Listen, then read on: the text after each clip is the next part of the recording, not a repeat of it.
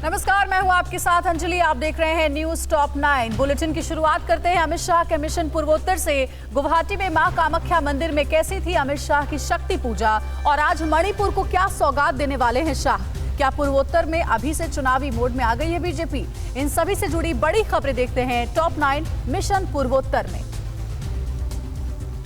Mission पूर्वोत्तर दौरे के दूसरे दिन गृहमंत्री अमित शाह आज गुवाहाटी में मां कामाख्या देवी मंदिर पहुंचे, जहां पर उन्होंने मां कामाख्या देवी का दर्शन पूजन किया। इस दौरान उनके साथ असम के मुख्यमंत्री सर्बानंद सोनोवाल भी थे।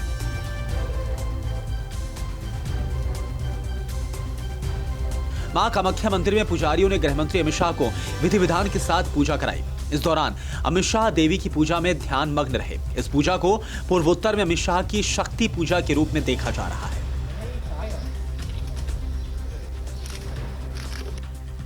कामाख्या मंदिर में अमित शाह ने मंदिर में हुए विकास कार्यों का भी जायजा लिया। असम के सीएम ने मंदिर में हुए विकास कार्यों को दिखाते हुए इसकी जानकारी दी। वहीं अमित शाह ने मंदिर प्रांगण में मिलने वाले लोगों का भी अभिवादन किया।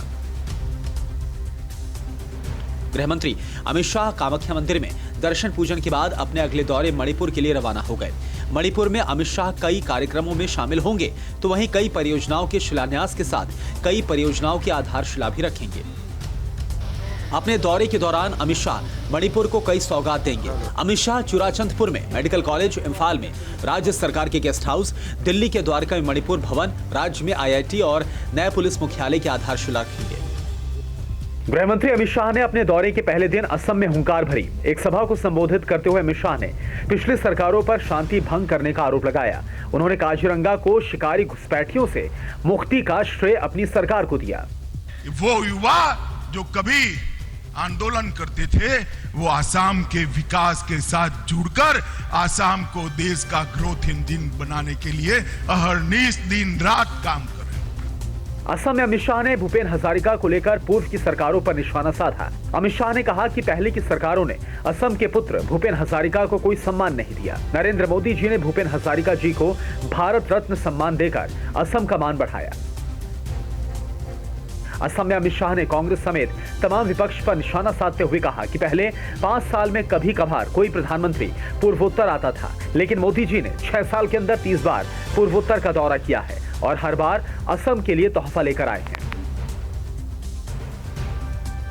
पीएम मोदी ने मन की बात में आज किसानों की समृद्धि की बात दोहराई है। वहीं बॉर्डर पर डटे किसानों ने क्यों बजाई थाली? किसान आंदोलन की पूरी खबर के लिए देखिए अन्नदाता की बात। पीएम मोदी ने आज साल के आखिरी और 72वें मन की बात में एक बार फिर किसानों की चुनौतियों के साथ चलने का वादा दोहराया। एक तरफ पीएम मोदी मन की बात कर रहे थे, वहीं गाजीपुर बॉर्डर पर किसानों ने विरोध के रूप में ताली और थाली बजाई। किसानों ने मांग की थी कि पीएम मोदी किसानों के मन की बात सुने, नहीं तो आंदोलन ऐसे ही जारी रहेगा।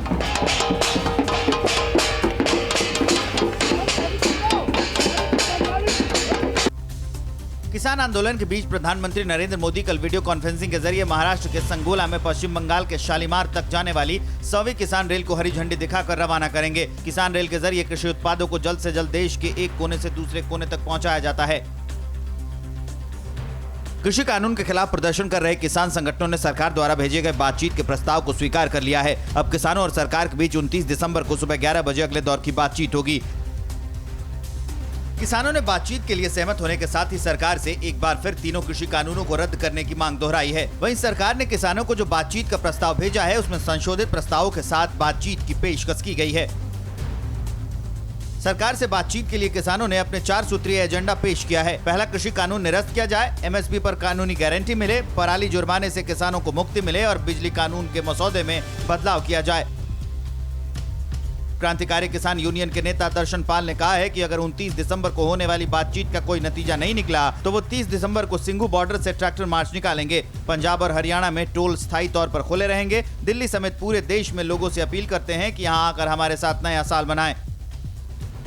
गाजीपुर बॉर्डर पर धरने पर बैठे किसान यूनियन के नेता राकेश टिकैत को फोन पर जान से मारने की धमकी मिली है। राकेश टिकैत के मुताबिक मंदिर पर दिए बयान को लेकर उन्हें धमकी दी गई है। टिकैत ने इस बाबत गाजियाबाद के कौशाम्बी में लिखित शिकायत दर्ज कराई है। आंदोलनकारी किसानों ने दिल्ली के बुराड़ी मैदान में खेती शुरू कर दी है। किसानों ने प्याज की खेती शुरू कर दी है। बुराड़ी मैदान में लगातार किसानों की संख्या बढ़ रही है। 32 दिन से किसान कृषि कानूनों को खत्म किए जाने की जिद पर अड़े हैं। ब्रिटेन से फैले नए कोरोना वायरस की दहशत के बीच यूरोपियन यूनियन के 27 देशों में आज एक साथ वैक्सीनेशन शुरू हो गया है। केरल में नए स्ट्रेन की आशंका के मद्देनजर राज्य भर में सर्वे की तैयारी की जा रही है। वायरल और वैक्सीन से जुड़ी तमाम खबरों के लिए देखिए टॉप 9 वैक्सीन रिपोर्ट। आज से 29 दिसंबर तक यूरोपीय यूनियन के 27 देशों में वैक्सीनेशन का अभियान शुरू हो चुका है। लोगों को फाइजर बायोनटेक वैक्सीन दी जा रही है। संघ में कोविड-19 के 1.6 करोड़ से अधिक मामले सामने आ चुके हैं। यूनियन के अधिकतर सदस्य देशों में पहली खुराक के लिए 10,000 तक टीके ही उपलब्ध कराए गए हैं। कोरोना के नए स्ट्रेन के चलते जापान सरकार ने बड़ा फैसला लिया है। जापान ने विदेशी नागरिकों के एंट्री पर बैन लगा दिया है। जापान ने विदेशी नागरिकों के एंट्री पर फिलहाल 31 जनवरी तक बैन लगाया है, जबकि जापान के नागरिक स्वदेश आ सकते हैं।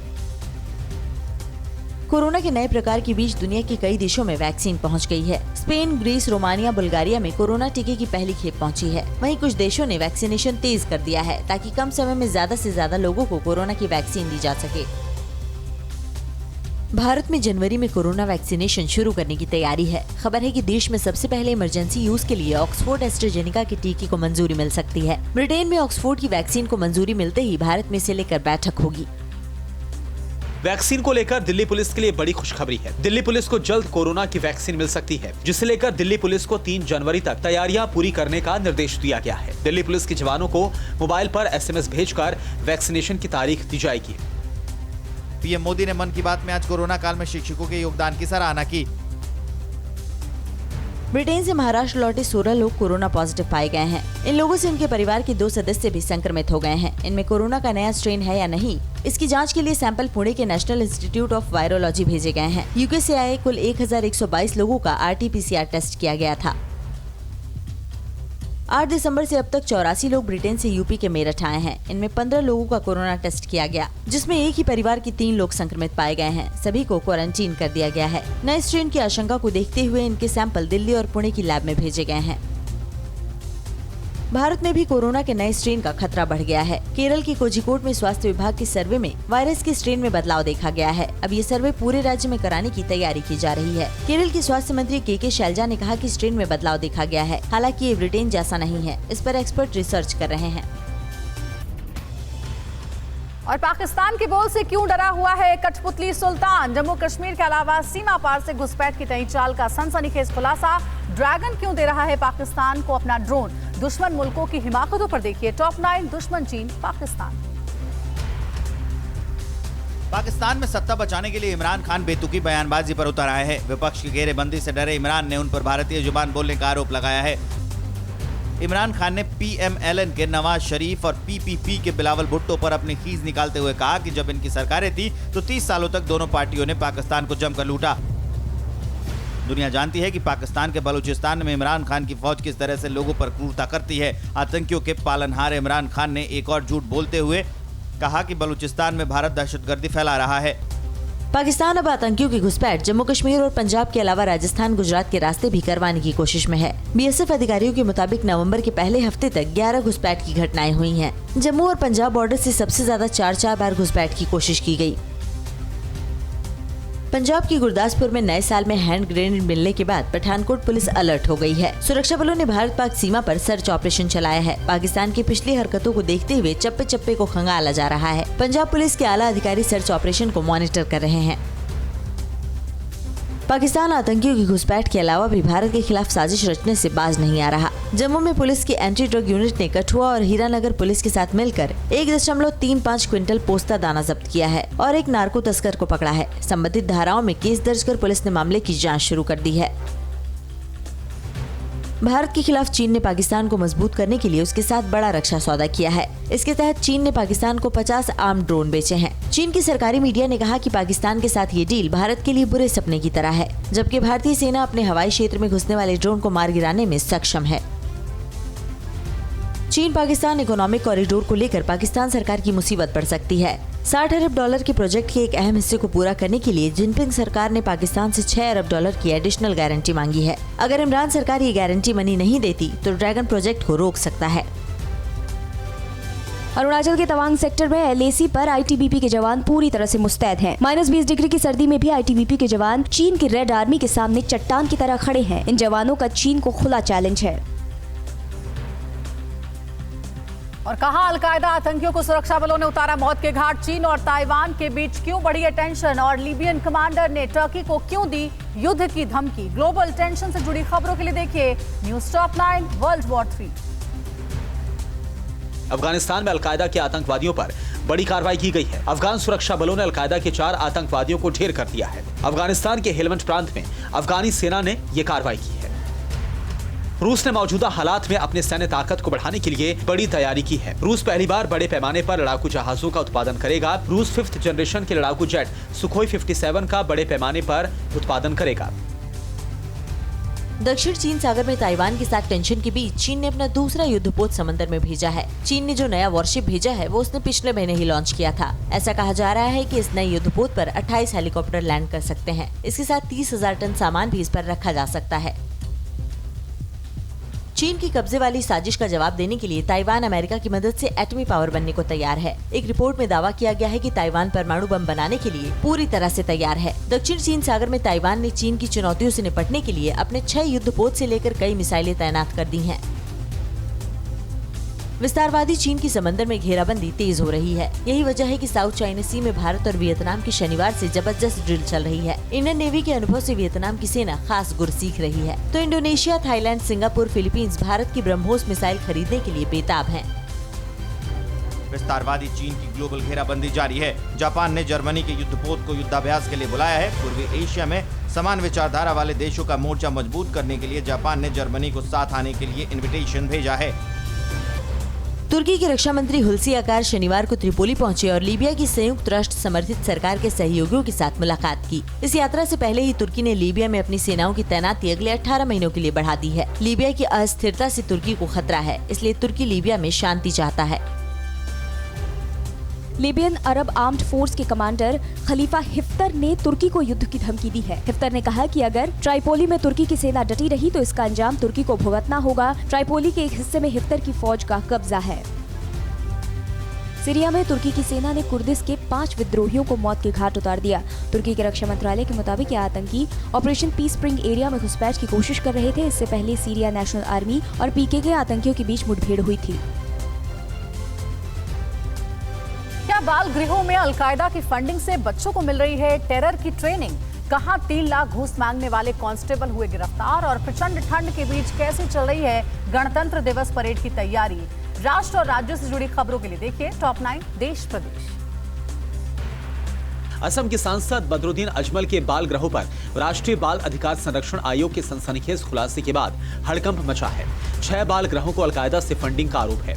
AIUDF चीफ बदरुद्दीन के 6 बाल गृहों और मदरसों में कट्टरता की ट्रेनिंग देने का आरोप है। मुंबई में एक रेलवे स्टेशन पर बेहोश होकर ट्रैक पर गिर पड़े शख्स की जान एक महिला जवान ने बचाई। घटना का सीसीटीवी फुटेज हैरान करने वाला है। रेलवे ट्रैक पर इंसान के गिरने पर पास खड़ा आदमी कोई हरकत नहीं करता। इस बीच ट्रैक पर ट्रेन आने लगती है, तभी दूर से दौड़ती हुई महिला जवान आती है और उसे लोगों की मदद से बाहर निकालती है। शामली रेलवे स्टेशन पर खड़ी CNG ट्रेन संख्या 11025 के इंजन में आग लग गई, जिससे घंटों अफरा तफरी मची रही। इस घटना में रेलवे को लाखों का नुकसान हुआ है। बताया जा रहा है कि रेलवे अधिकारियों को आग लगने की खबर यात्रियों ने दी। अधिकारियों पर लापरवाही का भी आरोप है। इंदौर पुलिस ने 3 कांस्टेबल को घूस मांगने के आरोप में पकड़ा है। इन पर आरोप है कि नारकोटिक्स विभाग के ये तीनों कांस्टेबल ने जांच के नाम पर व्यापारी को धमकाया और 3 लाख रुपए की मांग की। तीनों को सीसीटीवी फुटेज के आधार पर पहचाना गया है। आज हरियाणा नगर निगम और नगर परिषद चुनाव के लिए वोटिंग जारी है। 137 वार्डों में 5:30 बजे तक मतदान होगा। अंतिम आधे घंटे में कोरोना संक्रमित मरीज वोट डालेंगे। कुल 893 पोलिंग बूथों में 130 बेहद संवेदनशील हैं। वोटों की गिनती 30 दिसंबर को होगी। कोरोना संक्रमण से बचाव के उपायों के साथ आज कर्नाटक में दूसरे और अंतिम चरण के पंचायत चुनाव की वोटिंग जारी है। कोरोना संक्रमितों को अंतिम आधे घंटे में वोट की अनुमति दी गई है। 30 दिसंबर को सभी 6000 से ज्यादा पंचायतों के चुनाव परिणाम सामने आएंगे। दिल्ली का पारा एक बार फिर गिरने लगा है। आज न्यूनतम तापमान 5 डिग्री सेल्सियस दर्ज किया गया। राजघाट और ISBT समेत कई जगहों पर कोहरा छाया रहा। 1 जनवरी तक प्रचंड ठंड का सामना करना पड़ सकता है। 1 जनवरी के आसपास टेम्परेचर और गिरेगा, मतलब कड़ाके की सर्दी 1 जनवरी के आसपास और होगी। दिल्ली कड़ाके की ठंड में ठिठुर रही है। इसी बीच 26 जनवरी के मौके पर गणतंत्र दिवस परेड की गर्मजोशी के साथ तैयारियां भी जोरों पर हैं। राष्ट्रपति भवन से निकला घुड़सवार जवानों का दल राजपथ पर रिहर्सल करते दिखा।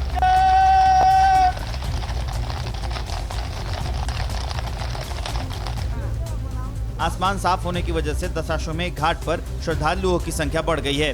पिछले एक हफ्ते से पड़ रही भीषण ठंड की वजह से बुरा हाल था, लेकिन 2 दिनों से वाराणसी में सूर्य देवता के दर्शन हो रहे हैं। परवाह देश की, सोमवार से शुक्रवार रात 10 बजे TV9 भारतवर्ष पर।